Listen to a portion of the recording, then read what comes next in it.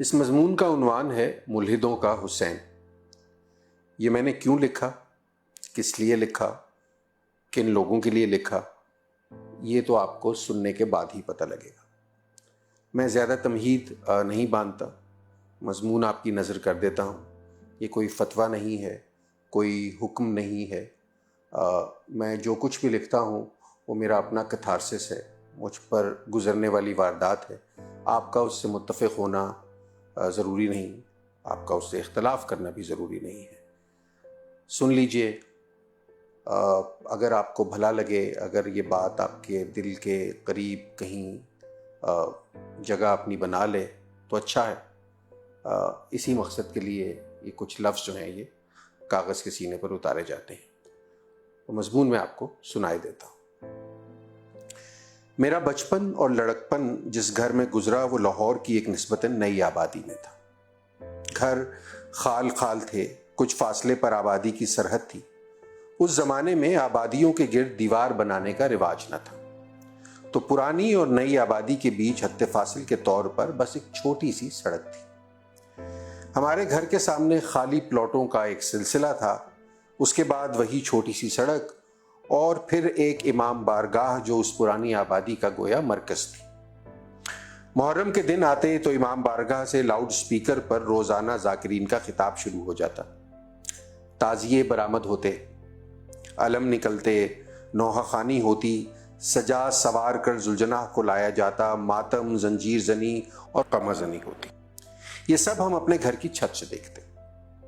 بچپن میں تو اجازت نہیں تھی، پر ذرا بڑے ہوئے تو عاشورہ کے جلوس کو قریب سے دیکھنے بھی پہنچ جاتے۔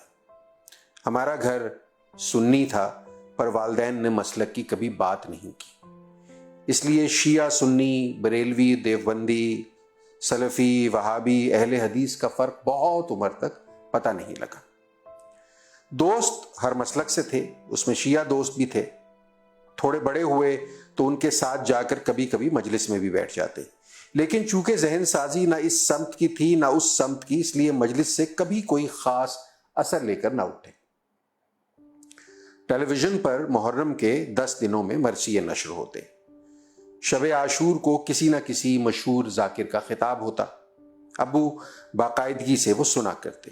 کیوں سنتے تھے یہ کبھی میں نے پوچھا نہیں، اور انہوں نے کبھی بتایا نہیں۔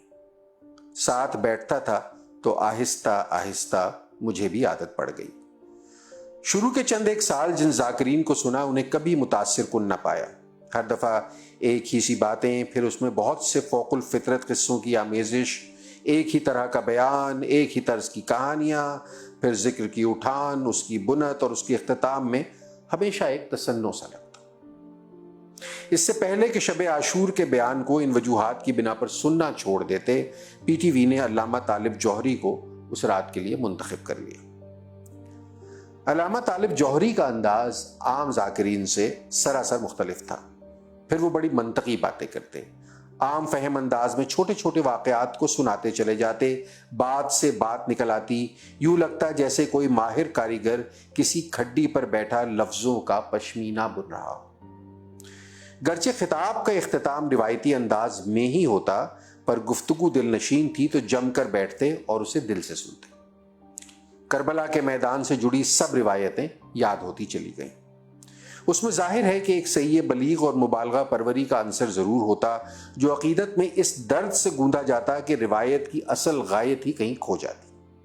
وقت گزرا تو مطالعے کی ٹوٹی پھوٹی عادت نے فصاحت اور طلاقت لسانی میں سے اصل واقعہ چننے اور اس میں پنہا سبق سمجھنے کا ہنر بھی سکھا دیا۔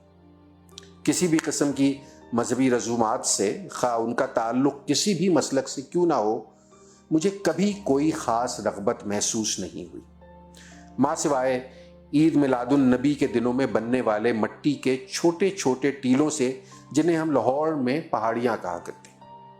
پہاڑیوں کو بنانے والے انہیں ہر سال نت نئے طریقوں سے مزین کرنے کی کوشش کرتے۔ ہر عید پر بہت سی اچھوتی اختراعات دیکھنے کو ملتی، اس لیے ان سے ہمیشہ ایک دلچسپی قائم رہی۔ بعد میں فلوٹس کا زمانہ آ گیا، پھر نعت خوانی اور میلاد پر زور بڑھتا گیا۔ حد یہ ہوئی کہ بے ہنگم قسم کا رقص اور اوٹ پٹانگ موسیقی بھی اس میں در آئی۔ آہستہ آہستہ پہاڑیوں کا کلچر ماند پڑ گیا اور اس کی جگہ ایک عجیب سے طوفان بدتمیزی نے لے لی تو ہمارے دل سے عید میلاد النبی سے جڑی رسومات بھی اتر گئی۔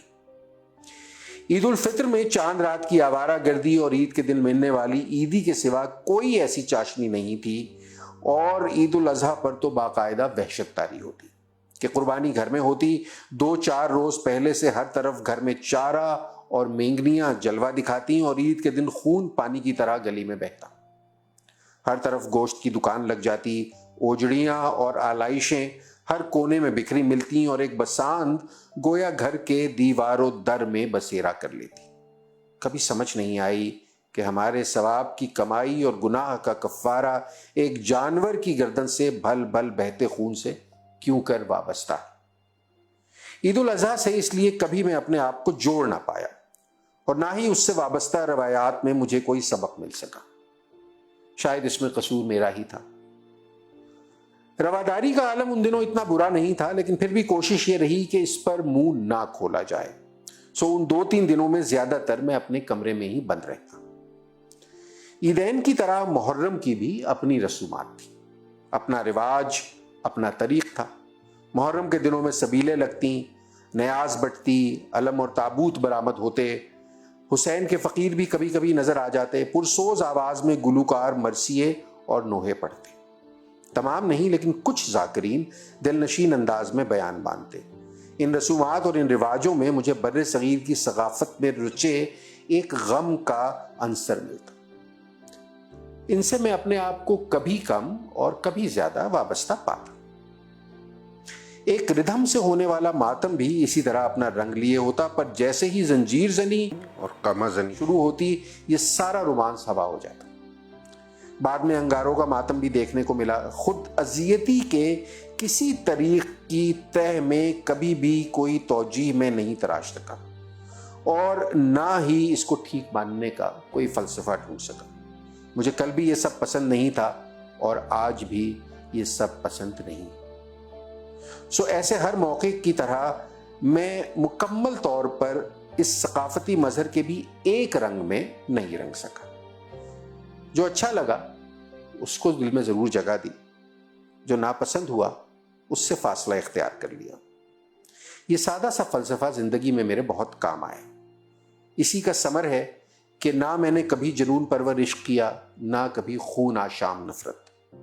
میں کبھی کسی کی عقیدت میں ایسا گرفتار نہیں ہوا کہ اسے بشر سمجھنا چھوڑ دوں، اور نہ کبھی کسی سے ایسی کراہت محسوس کر سکا کہ اسے جانوروں میں شمار کر لوں۔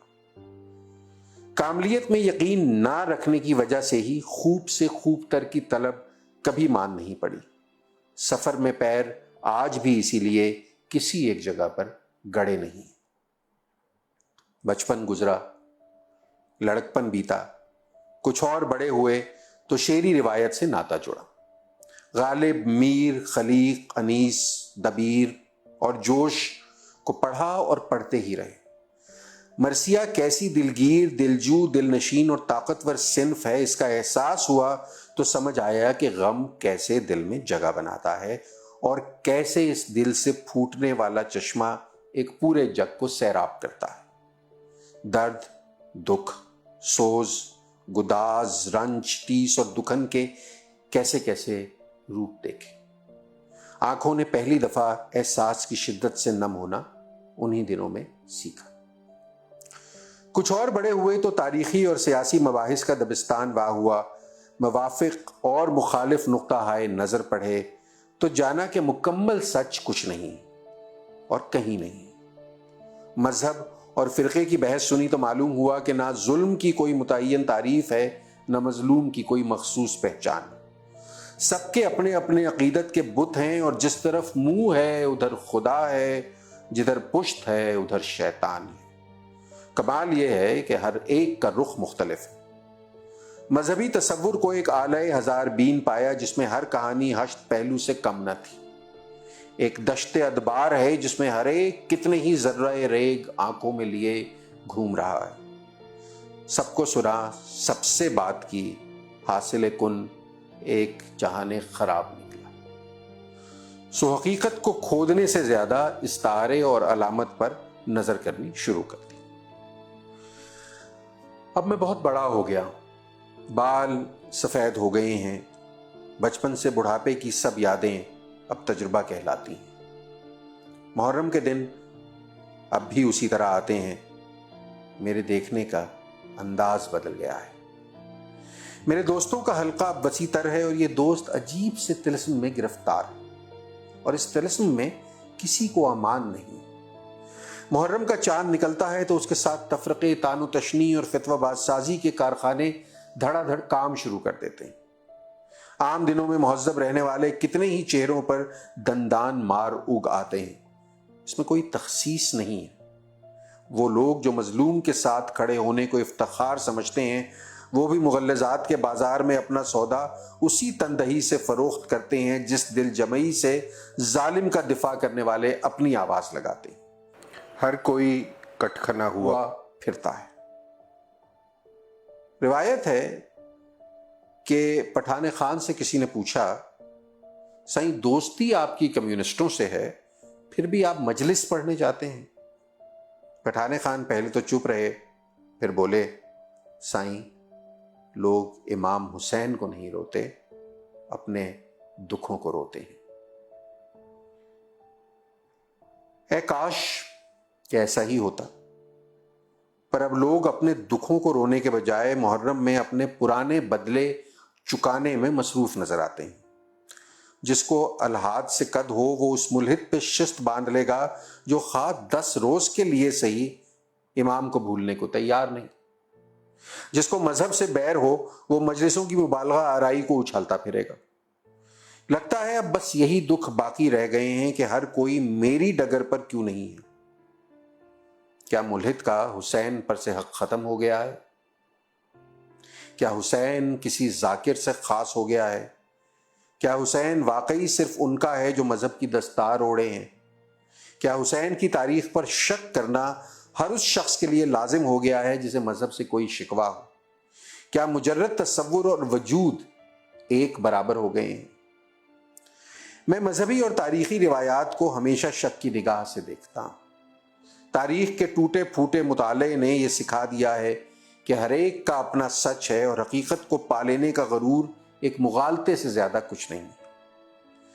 ہزاروں سال پہلے بیتے واقعات کسی راوی کے تخیل کی پیداوار، کسی فاتح کا جبر، کسی پیشوا کی ہوس اقتدار، کسی قصہ گو کی داستان ترازی یا کسی موقع پرست کی عصبیت سب ہو سکتے ہیں۔ سچ ہزار آئینوں میں بٹا ہے، سر آئینہ ایک سراب ہے، پس آئینہ ایک پرچھائی۔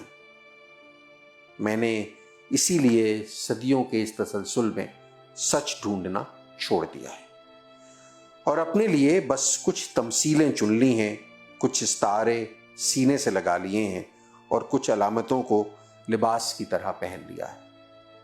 میرا یہ عالم مثال مذہبی عصبیت اور سیاسی وابستگی سے پرے کا معاملہ ہے، اور اس دنیا میں حسین میرے لیے ایک روشن خیال ہے۔ اس سے زیادہ کیا ہو سکتا ہے اور اس سے کم کیا ممکن ہے، میں اس بحث سے آگے نکل آیا ہوں۔ اور یہ اس لیے نہیں ہے کہ تاریخ دانوں کی اکثریت حسین کی استقامت پر متفق ہے، کیونکہ میں جانتا ہوں کہ وہ تاریخ بھی کہیں کسی طاق میں دھری مل جائے گی جو اس عظیمت پر شک کا اظہاریہ دلائل کا انبار لگائے گی۔ سو میں تاریخ کو پرے رکھ دیتا ہوں۔ میں یہ اس لیے بھی نہیں مانتا کہ حسین نواسہ رسول ہوتے ہوئے رسول کے پیروکاروں کے ہاتھوں سر قلم کرواتے ہیں۔ مجھے نسب سے مطلب نہیں ہے اور میں کسی پیروکار سے کوئی توقع نہیں رکھتا، سو میں نسب کے حوالوں اور پیروکاروں کی شقاوت کو فراموش کر دیتا ہوں۔ میں یہ اس لیے بھی نہیں مانتا کہ روایت اس پر ساد کرتی ہے۔ روایت کا کیا ہے، اس بازار میں جس طرح کی چاہو مل جاتی ہے۔ میں روایتوں کو جلا کر ان کی خاک ہوا کے سپرد کرتا ہوں اور پھر اس سب کے بعد میں حسین کی طرف لوٹتا ہوں، کیونکہ مجھے اس زندگی میں ایک ایسا استعارہ، ایک ایسی تمثیل، ایک ایسی علامت درکار ہے جو مجھے انکار سکھا سکے۔ کلمہ پڑھنے والوں کو تو یہ یاد ہوگا کہ پہلی شہادت بھی لا کی ہے۔ انکار سب سے مشکل کام۔ سوچو ذرا، کون ہے جو سچے اور جھوٹے خداؤں کا انکار کر سکا ہو؟ کون ہے جو اندھی طاقت کا انکار کر پاتا ہو؟ کون ہے جو بالادست فلسفے سے انکار کی ہمت لا سکتا ہے؟ کون ہے جو روایت کا انکار کرے؟ کون ہے جو ذہن سازی سے انکار کرے؟ کون ہے جو نفرت اور محبت کے بنے بنائے سانچوں کا منکر ہو پاتا ہے؟ کون ہے جو عصبیت سے، قرابت سے، گروہ سے، قبیلے سے، مسلک سے، عقیدے سے، دستور سے اور اس کائنات کی ہر اس شے سے انکار کر سکے جو اس کی زندگی تو آسان کر دے پر اس کے آدرش کو مٹا ڈالے؟ ہم سب آسانی کی زندگی جیتے ہیں، اپنی زنجیروں سے خوش ایک عمر بتاتے ہیں اور عافیت سے ایک دن فنا ہو جاتے ہیں، پر اسی بیچ کبھی کبھی سالوں اور صدیوں کے فاصلے پر کہیں دور کسی بے نشاں جزیرے سے کوئی صدا آتی ہے، اژدہام انسان میں ایک نوا گونجتی ہے، کوئی بدن صلیب پر کیلوں سے نصب کر دیا جاتا ہے، کوئی جسم دار پر ریسمان سے جھولتا ہے، کہیں کسی کا سر کتاب کی ضربوں سے کھول دیا جاتا ہے، کوئی زہر کا پیالہ پیتا ہے تو کسی کے تن کو شعلوں میں جھونک دیا جاتا ہے، اور کوئی کربلا کے میدان میں اپنا سر کٹوا دیتا۔ ازل سے لے کر ابد تک انکار کا ایک ہی کردار ہے، ہاں اس کے بہت سے نام ضرور ہیں، اور انہی میں سے ایک نام حسین کا۔ یہ کردار انکار کے استعارے ہیں، یہ سب لا کی تمثیلیں ہیں، ان کو تاریخ، روایت، مذہب، مسلک سے ہٹ کر دیکھنا پڑتا ہے۔ یہ کسی کے نہیں ہیں، یہ سب کے ہیں۔ سو حسین بھی کسی کا نہیں ہے، حسین سب کا ہے۔